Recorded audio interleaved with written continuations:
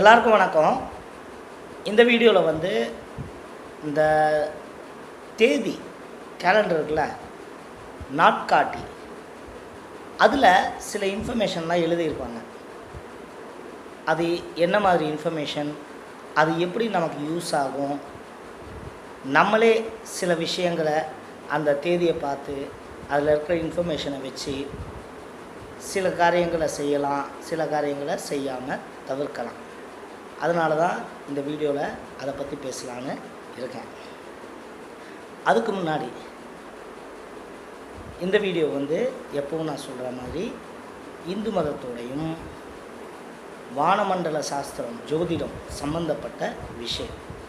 அதனால் இதை பற்றியெல்லாம் தெரிஞ்சுக்கணுன்னு அவசியம் இல்லைன்னா இதுக்கு மேலே இந்த வீடியோவை பார்க்க வேண்டாம். இப்போ பார்த்தீங்கன்னா இந்த மாதிரி கேலண்டரில் இன்ஃபர்மேஷன் இருக்குது, சரியா? அதில் என்னென்ன இன்ஃபர்மேஷன் எழுதியிருக்காங்க அப்படின்றத ஒன்று ஒன்றா சொல்லலான்னு இருக்கேன். முதல்ல பார்த்தீங்கன்னா கேலண்டரில் திதி எழுதியிருக்காங்க. ஏற்கனவே ஒரு வீடியோவில் பஞ்சாங்கத்தை பற்றி பேசினேன்.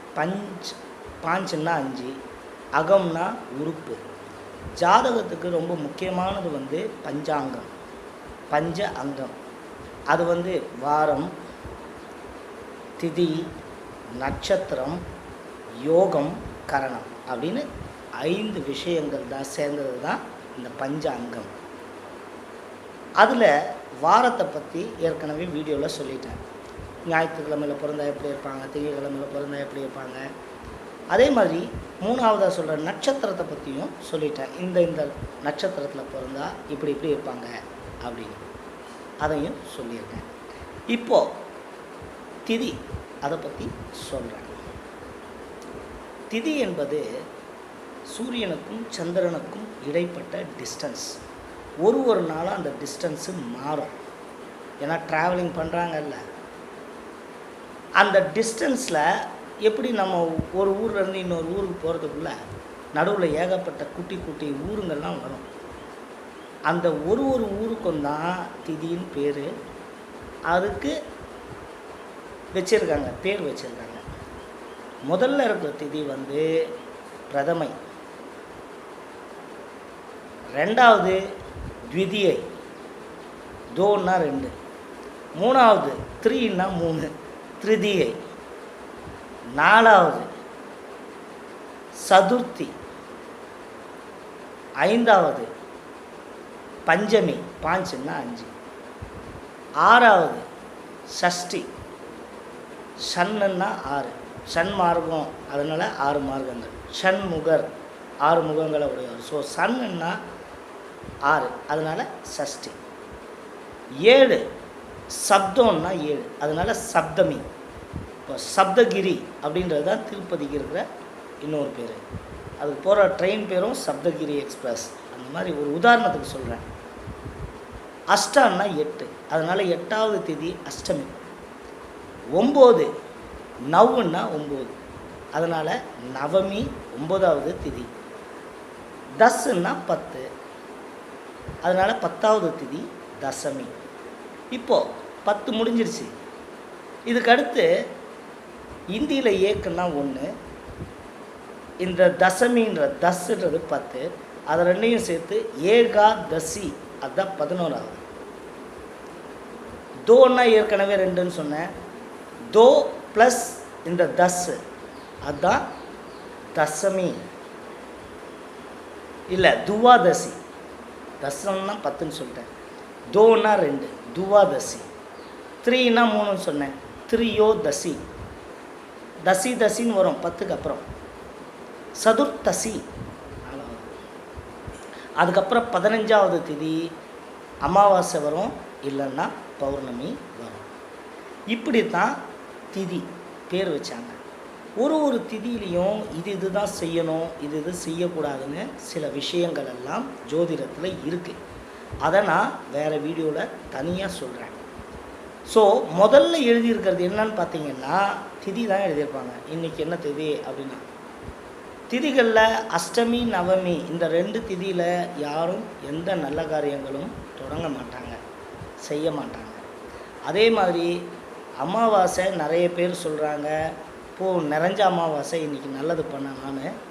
ஆனால் அமாவாசை அன்று பித்ருக்களுக்கு செய்ய வேண்டிய காரியங்களை மட்டும்தான் செய்யணும், வேறு எதையும் செய்யக்கூடாது.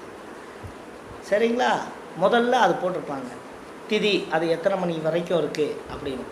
கேலண்டர் இருக்கிற டைம் வந்து அது வரைன்னு அர்த்தம். இப்போ தசமி 9.26 அப்படி போட்டிருக்காங்கன்னா காலையில் 9:26 மணி வரைக்கும் தசமி அப்படின்னு அர்த்தம். அதுக்கு அடுத்து பார்த்தா நட்சத்திரம், அன்னைக்கு சந்திரன் எந்த ராசியில் இருக்கார், எந்த நட்சத்திரத்தோடு இருக்கார் அப்படின்றது தான் நட்சத்திரம். சரிங்களா? நட்சத்திரத்தை பற்றி சொல்லும்போது இன்னொன்று முக்கியமாக ஒன்று சொல்கிறேன். தாரான்னா நட்சத்திரம், நம்மளுடைய பிறந்த நட்சத்திரம் அன்றைக்கி இருந்ததுன்னா அதுக்கு பேர் ஜென்மத்தாரா. அன்றைக்கி நமக்கு ஜென்மத்தாரா. ஜென்மத்தாரையில் நல்லது எதுவும் பண்ணக்கூடாது. நம்ம நட்சத்திரம் நடக்கிற அன்னைக்கு செய்யக்கூடாது. அதே மாதிரி நமக்கு 3வது நட்சத்திரம் செய்யக்கூடாது, நமக்கு 5வது நட்சத்திரம் செய்யக்கூடாது, நமக்கு 7வது நட்சத்திரம் செய்யக்கூடாது, நமக்கு 9வது நட்சத்திரம் செய்யக்கூடாது. ரெட்டப்படையில் வர்றது.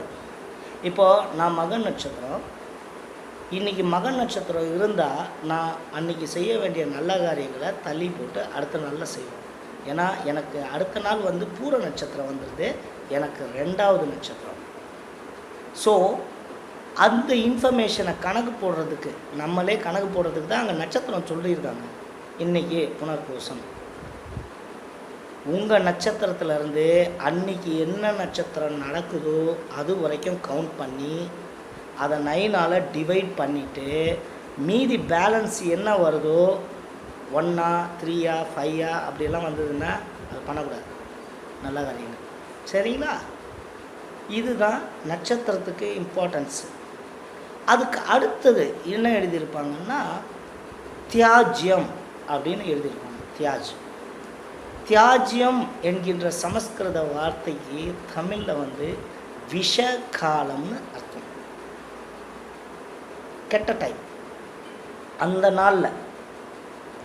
ஆனால் அது வந்து சுப முகூர்த்தம் குறிக்கிறவங்க, அப்புறம் ஜாதகம் கணிக்கிறவங்க, அவங்களுக்கான இன்ஃபர்மேஷன். அதனால் அதை நம்ம ரொம்ப ஒரி பண்ணிக்க வேண்டாம். அதுக்கு அடுத்தது பார்த்திங்கன்னா யோகம், சித்த யோகம், அமிர்த யோகம் அப்படின்ட்டு மொத்தம் 4 விதமான யோகங்கள் இருக்குது. சித்த யோகம், அமிர்த யோகம், மரண யோகம், பாலாபாரிஷ்ட யோகம், 4 யோகம். இதில் சித்த யோகமும் அமிர்த யோகமும் நல்ல யோகங்கள். அன்றைக்கி அது இருந்ததுன்னா நல்ல காரியங்களை தாராளமாகவே செய்யலாம். மரண யோகம் இருந்தால் நல்லதை தவிர்க்கணும். இப்போது பாலாபாரிஷ்ட யோகத்தையும் மரண யோகம்னு சொல்ல ஆரம்பிச்சிட்டாங்க. அதுக்கப்புறம் பார்த்திங்கன்னாக்கா சில நாளில் வந்து கேலண்டரில் கரி நாள் அப்படின்னு எழுதியிருக்கோம். கரி என்ற சொல்லுக்கும் விஷத்தன்மை அப்படின்னு அர்த்தம். கரி நாள் அப்படின்னு போட்டிருந்தா அந்த நாளையில் நல்லதே தொடங்கக்கூடாது, நல்லதே செய்யக்கூடாது. புரியுதுங்களா? அதுக்கப்புறம் அன்றைக்கி என்னென்ன விசேஷங்கள், கோயில் இதெல்லாம் எழுதியிருப்பாங்க. அப்புறம் ராகு காலம் எழுதியிருப்பாங்க. உங்களுக்கு எல்லாம் தெரியும் ராகு காலம் என்னென்னு. யமகண்டம் எழுதியிருப்பாங்க. அதுலேயே நல்ல நேரம்னு எழுதியிருப்பாங்க. அன்றைய நாளில் நல்ல நேரம்னு 1 hour, அந்த டைமை ஃபாலோ பண்ணாவே போதும். வேறு யாருக்கிட்டையும் போய் ஜோசியெல்லாம் பார்க்க வேணாம், அந்த டைமில் ஆரம்பிங்க. சரிங்களா? ஆனால் அன்றைக்கி உங்கள் ஜென்ம நட்சத்திரமாக இருக்கக்கூடாது, உங்களுக்கு 1வது நட்சத்திரமோ 3வது நட்சத்திரமோ அதெல்லாம் இருக்கக்கூடாது. சரிங்களா? அதுக்கப்புறமா இன்னொன்று இருக்குது, சூலம்னு எழுதியிருப்பாங்க.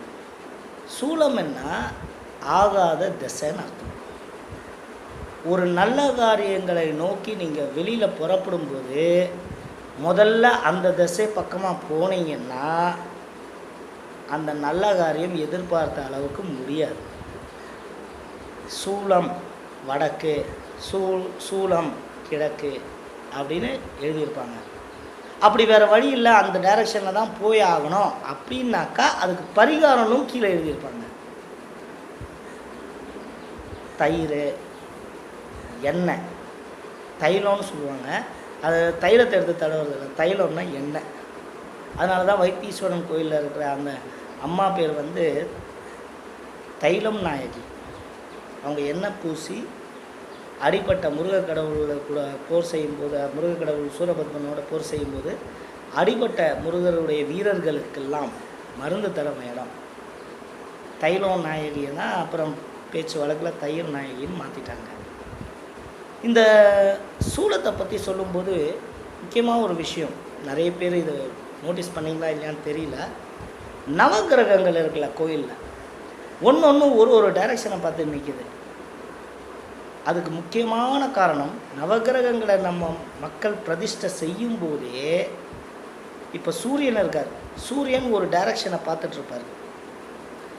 அவரை வச்சே அன்னைக்கு சூளம் எந்த திசைன்னு கண்டுபிடிச்சிடலாம்.